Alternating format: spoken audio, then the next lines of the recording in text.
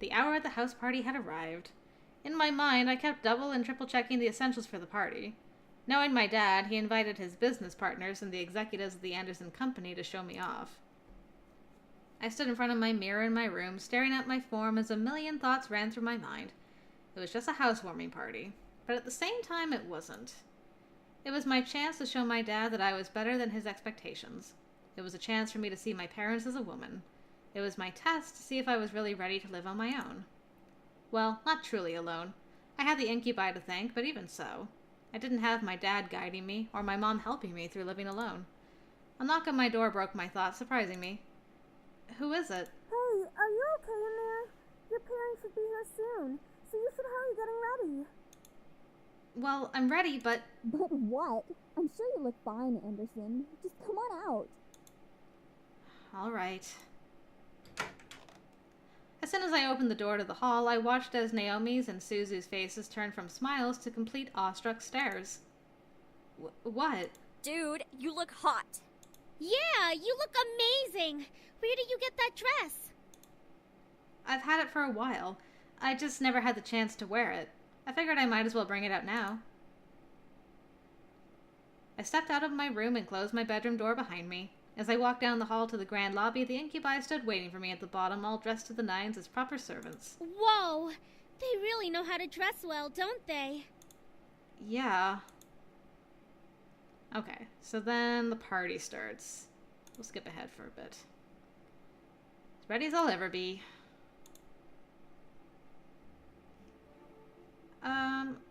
I'm doing my best. I'm so sorry about your grandfather passing away. It really hit all of us hard. Thank you for your condolences. Do you have college plans? Yes, I do. Felt like the questions came up one after another. What do you think will happen with the company now that your grandfather has passed? Depends on who runs it. What do you think of the philanthropic policy the company has? It reflects my own values. Do you think the company should expand from just toys? It's a possibility. Okay, so I'll skip again. I will just nod. Sorry, Andrew, but you're gonna be next. I'm gonna stay put. Okay. Thanks for having us. It was a great party. We'll come visit tomorrow or something. All right? Right. See ya. Good night, sweetie. Come visit us soon. Will do. Okay. Now Malix is gonna come. Bang. Get out of my house. Duck. Phew. Oh, hold on. There's a dream. There's a dream of the future. I promise to be with you forever. Naomi. You're so important to me. I swear I'll give my life to you. Please, let me love you. I'll be by your side, always. I can't imagine living without you. I want to be with you.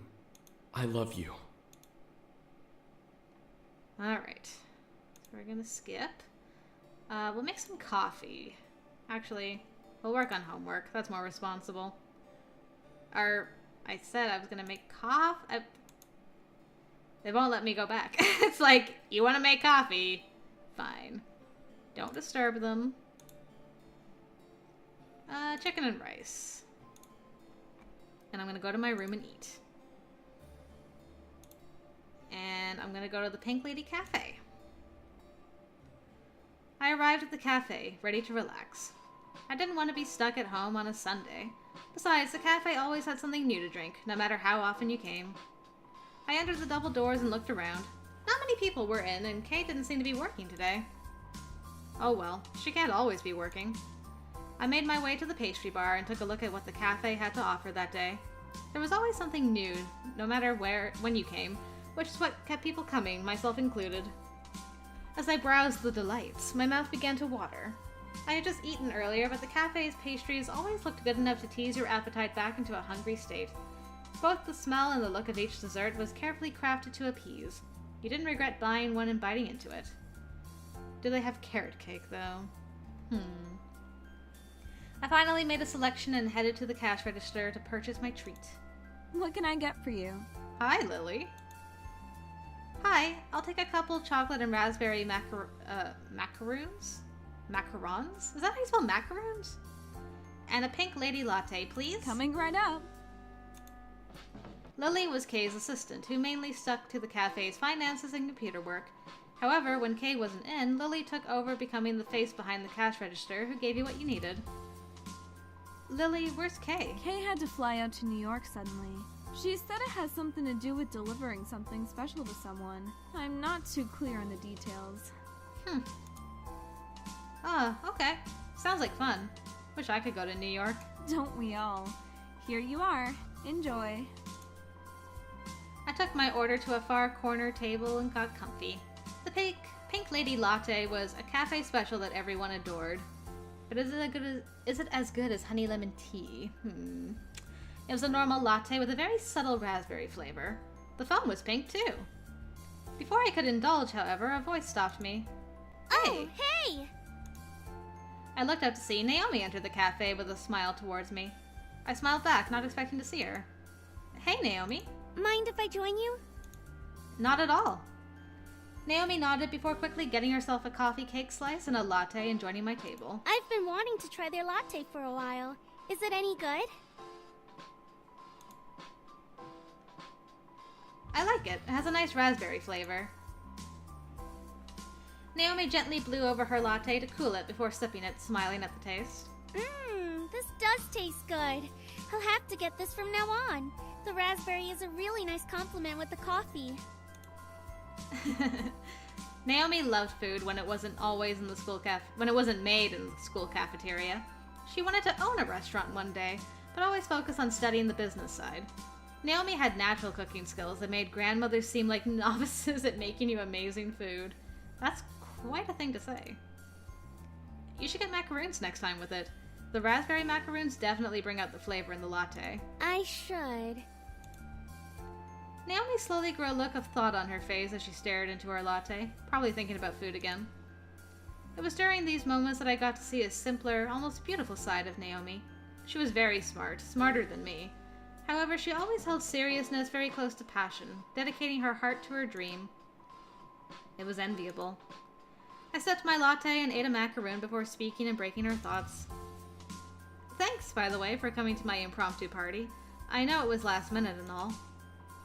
Naomi broke away from looking at her drink to looking up at me in surprise and with a smile. It was my pleasure, really. I mean, our pleasure. Suzu came too, and all. Naomi blushed a bit before clearing her throat and taking a sip of her latte. She then looked to me again with a slight frown. But hey, how are you holding up from that? I'm sure meeting all those business people was tiring. It wasn't anything I couldn't handle. It was just the suddenness of it that tired me out. Well, I'm sure you did great. It was a great party. The food was amazing. It was amazing. I slowly began to remember the party, remembering how I felt alone throughout it. I wanted to be with my friends, but I had to put on my business air to impress my guests and my father. Did I try too hard? It was supposed to be a simple party, but it felt like a job interview. Before I got too deep in my thoughts, I felt a hand gently cover mine. I refocused my thoughts to reality, seeing Naomi gently holding my hand. Hey, I know that look. You're about to overthink it. Don't. You did great. I'm sure of it.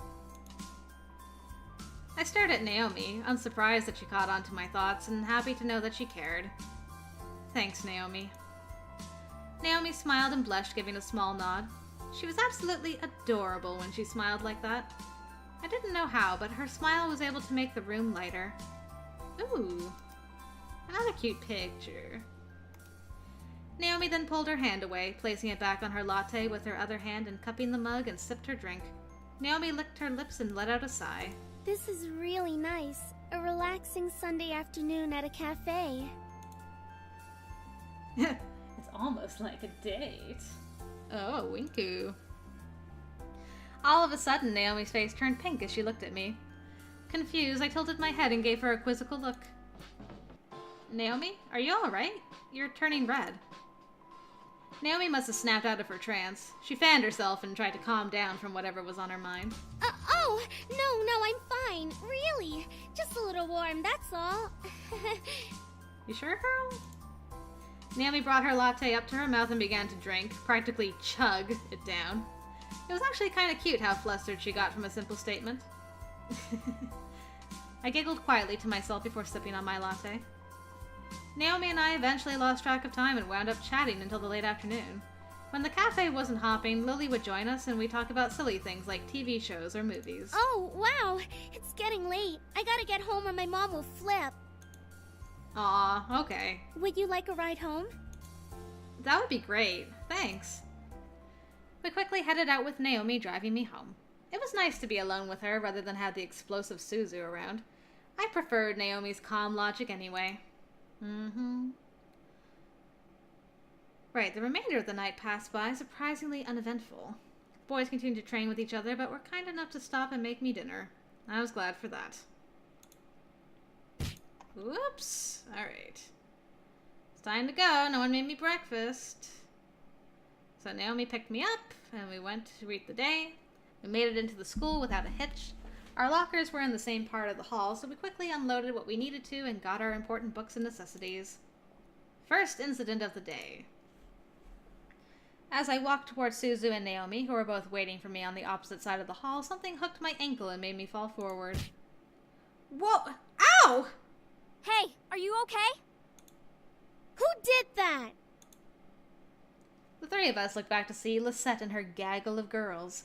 Lisette had a look of complete innocence, while the girls around her giggled like no tomorrow. Why, you little... Suzu, don't! I felt a giant fire of anger burn in my stomach as I stared at Lisette. Today was not the only time this had happened to me. However, it was now clear who was behind these incidents. Even if she was innocent and one of her goons did it, it was now obvious that Lisette was the mastermind just from the look on her face. She was no friend, nor would she ever be. I had to do something. Like stand up and walk away. Like the bigger woman. No. I wasn't going to bring myself to her level. She was a bully, but I was not going to let her get to me. I had to be stronger than her, and only then would I have beaten her. I stood up and brushed myself off, pretending nothing had happened. Anderson, you okay? That was a pretty bad fall. Yeah, I'm fine. A fall like that is nothing. I merely smiled at them, not wanting to let them know the pain rushing through my body from that fall.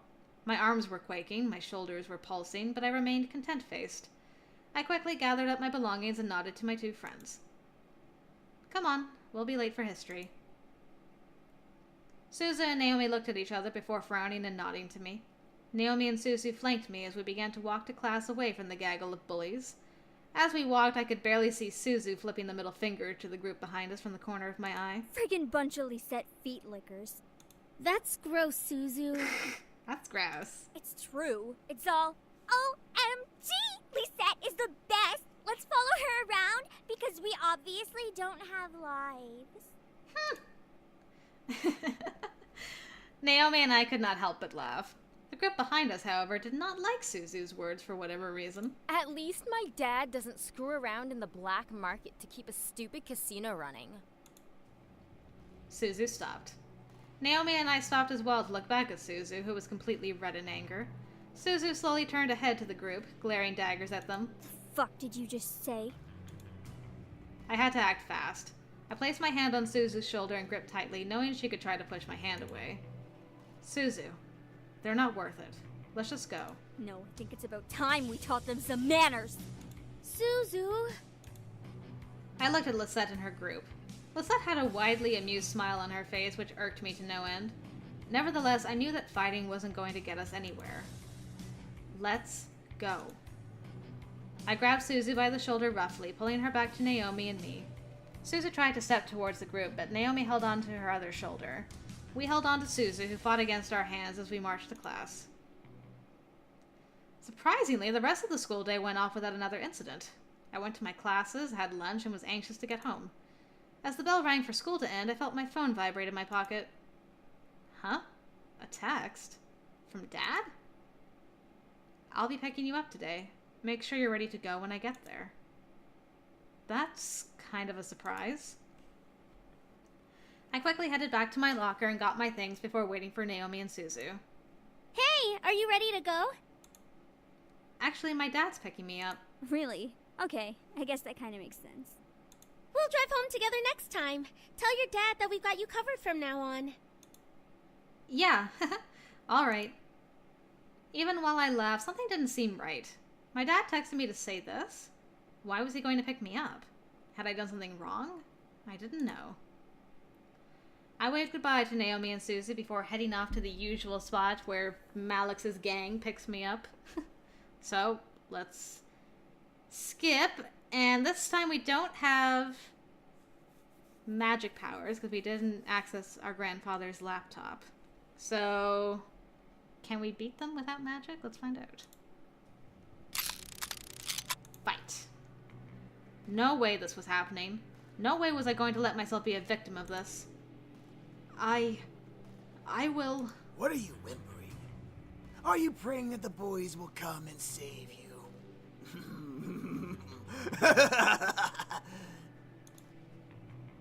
I closed my eyes and took a breath, before snapping up to one leg and sweeping my foot across Malix's face. Ha! Oh! Malix flew to the side and rolled, rubbing his cheek in complete shock. I could feel Eris step back away from me, leaving me to look at Malix and shake my foot out from the hit.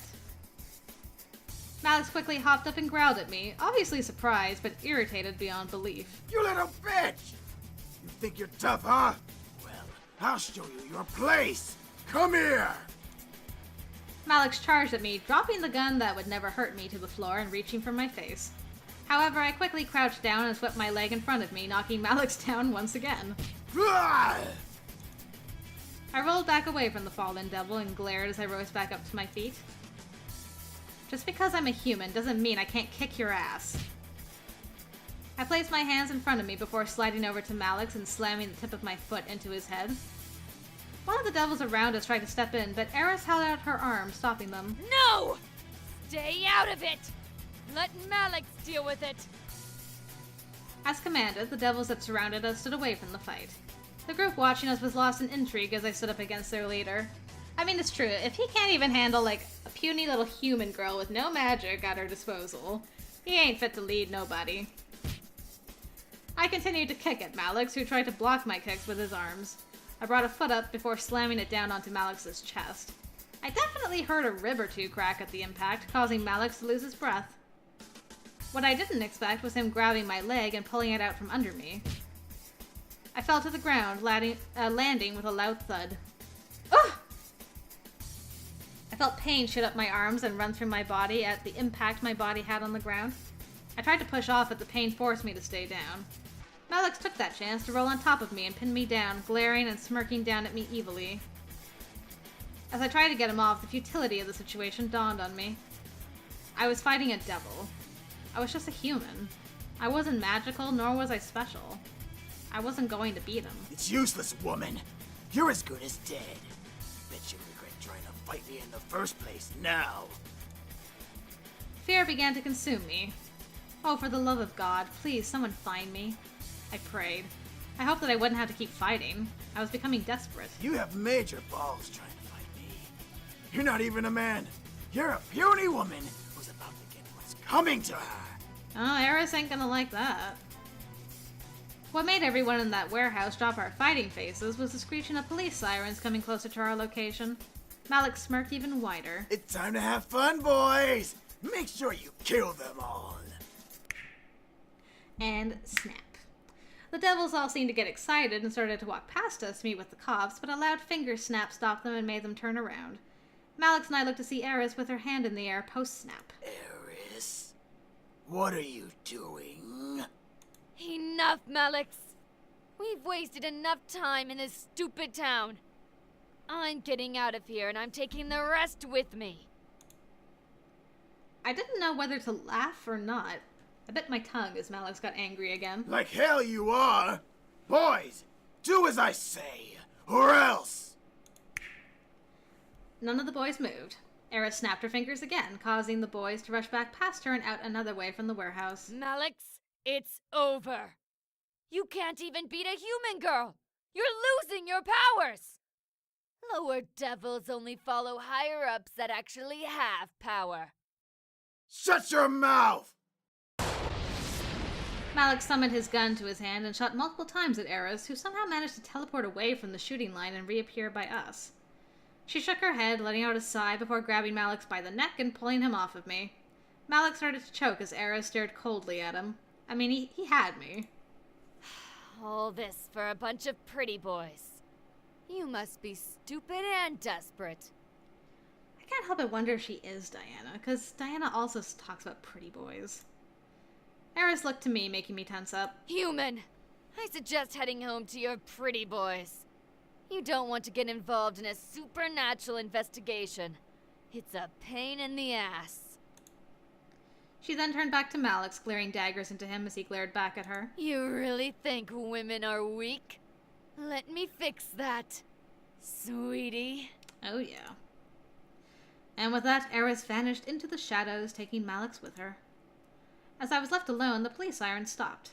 I looked over to the open passage to see the incubi with a large police siren megaphone staring at me in surprise. Where is he? I swear I'm gonna... He's gone. Eris took him and left. They won't be coming back. It was also surreal. I was helped by a devil, but I quickly shook off the feeling. I was alive, and that was all that mattered. I fought to stay alive, and there I was. The boys tried to question me, but James cleared his throat, catching the attention of his brothers and me. Let's just get you home, miss. There's nothing more to see here. Altogether, we began to walk out of the warehouse back home. There was no way in hell anyone was going to find out about this. It was over. Malik's was gone and the boys were finally safe. So it's time to skip again and say adieu and have Alice... Did I say Alice? Have Alice? There's no Alice in this game, right? Alice? Where was my head just now? Anyway, Diana is what I meant to say. Well, you are pretty. A goody little two shoes, aren't you? Yeah, I haven't been very chaotic this time around, and the one chaotic option I did choose was because I misclicked. I actually meant to not laugh. Ah, well. Yeah, you gotta take my memories, though. That's pretty terrifying. I'm only human, though. I gotta give up the memories. Okay. Eventually, the morning arrived and the sun screamed at me to get up. Surprisingly, I woke up before my alarm clock, which was nice. Stretched out and quickly got dressed, getting ready for school. I went over in my mind what had happened over the weekend, suddenly feeling wary. I had moved in Friday night, held a house party Saturday, and enjoyed my day Sunday. Yep, sounds right. I scooped up my bag and headed downstairs to the dining room. The room was empty and I felt hungry. I needed to eat something. I looked at my phone and saw a text I must have completely forgotten about. Ah, so it's from Naomi this time instead of Suzu. Got it. Naomi asked if I was okay. If I was okay? What did she mean? Did something happen yesterday? I tried to remember, but for some reason yesterday's events seemed blurry and almost blank. I remembered going to school, dealing with Lisette, then going home. I don't remember, however, what exactly went on. I must have been, or else I wouldn't be safe at home. I rubbed my head, trying to shake out exhaustion. Damn studying. I texted back. Sorry I forgot to text you back. Everything was fine. See you when you get here. I made myself some quick toast and coffee, needing a jump start.